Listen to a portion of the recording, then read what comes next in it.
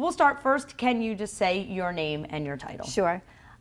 Danielle Campbell, Director of Communications and Development at Catholic Charities of Long Island, former News 12 Long Island reporter and anchor for about 30 years. Can you tell me, where were you on February 15th, 1990? I worked for 1010 Wins. I was the Long Island correspondent. We were located in the Mineola press room in the state building in Mineola. And it was a place where all the media gathered.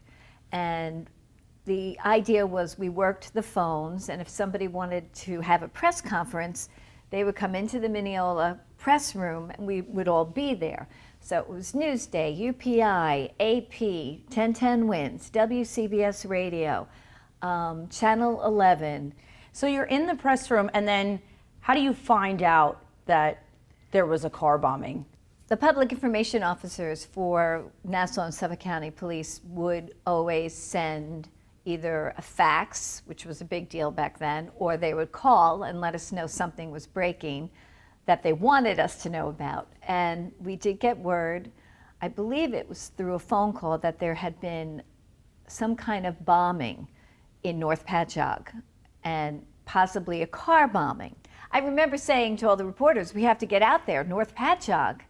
And they're sitting in Mineola and they're saying, well, we don't even know what it is. It might just be nothing, right? We didn't have all the details. And I just instinctively knew to get out there. And I got in my little Honda and I drove out. And I remember the reporters, some of them saying, why are you going all the way out there? That's a far ride. By the time you get out there, it might be over. It may be nothing. Well, as we know, it turned out to be a big something. You get to the scene, and what do you see? There already is police tape everywhere. And many of the New York City reporters were arriving at the same time. Paint a picture. What is it that you see? Basically, a car that has been bombed with the hood up and glass and debris everywhere. There's police tape, and it's a real scene. Police officers everywhere, what we call the suits, meaning the higher ups in the police department already on the scene. Right away we heard it was a police officer, an officer that worked in the narcotics division of the Suffolk County Police Department. So, of course, right away, the assumption was it was some kind of drug-related bombing, a drug cartel. He was an undercover police officer. Drugs were obviously, and always have been, a very big story here on Long Island, and it was pretty obvious that this had to be drug-related. The other option was maybe a mob hit, right? But it seemed that since he had worked for the narcotics division, this was clearly something related to drugs. It was in his undercover car. He was on his way to work. We had found out pretty quickly the bomb had been placed under his seat, and it was really horrifying. Well, as the days went by, suddenly there were whispers that there was something more going on, and it wasn't something involving a drug deal gone bad type of thing. Where did those whispers come from? So, I believe, and I know you spoke with the family, there was a Nassau County police officer that had ties to the family. The families had been very close with each other. And the word was there was a love triangle. Were they police sources that were telling you there may have been involvement? What led you to the home that you saw this investigation and that? Well, you know how it works, right? If you have good sources and you keep your sources close to the vest, they trust you. And that's pretty much what happened. Our sources informed us that a Nassau County police officer was being looked at as a suspect. He may be involved. He was involved with the family. There was a love triangle. I can tell you the mood changed dramatically when it was thought to be a Nassau County police officer who had planted the bomb. In fact, it almost became a code of silence. There was like this wall that went up, and either side didn't even want to speak about it anymore. At first it was gung-ho, it was robust. This is, related to drugs and a drug cartel, and we're going to get the guy who did this or the people who did this, and then all of a sudden it started shutting down. And as journalists, we can pester, beg, plead, ask 8 million different ways. I know you've been there, and if they don't want to talk, they don't want to give you any more information, it was shut down. It was shut down.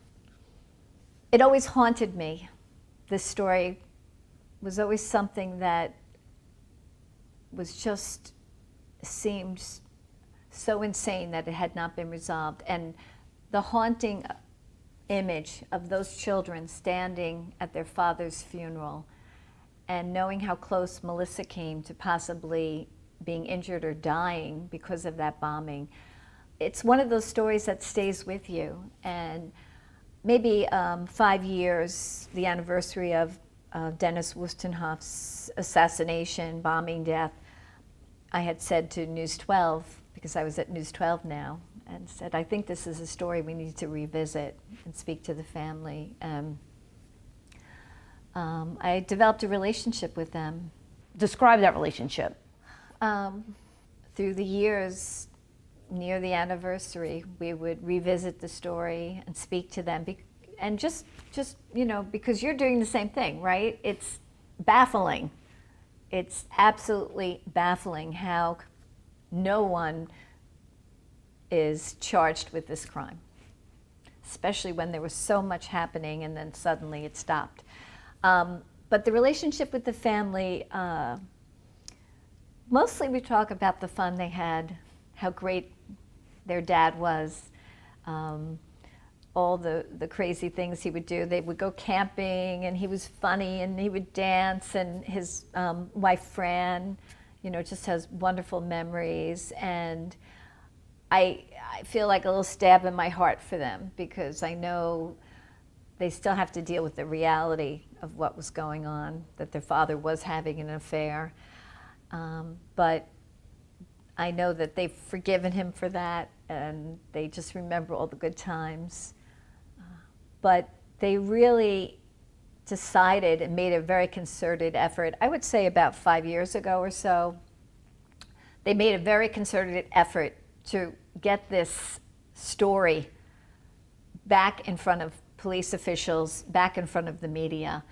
And I said to them, I will tell your story, and I will do it with integrity and truth. And it would be an honor to be able to get this story back in front of Long Islanders, and also press police officials as to what happened. Why did this not get resolved?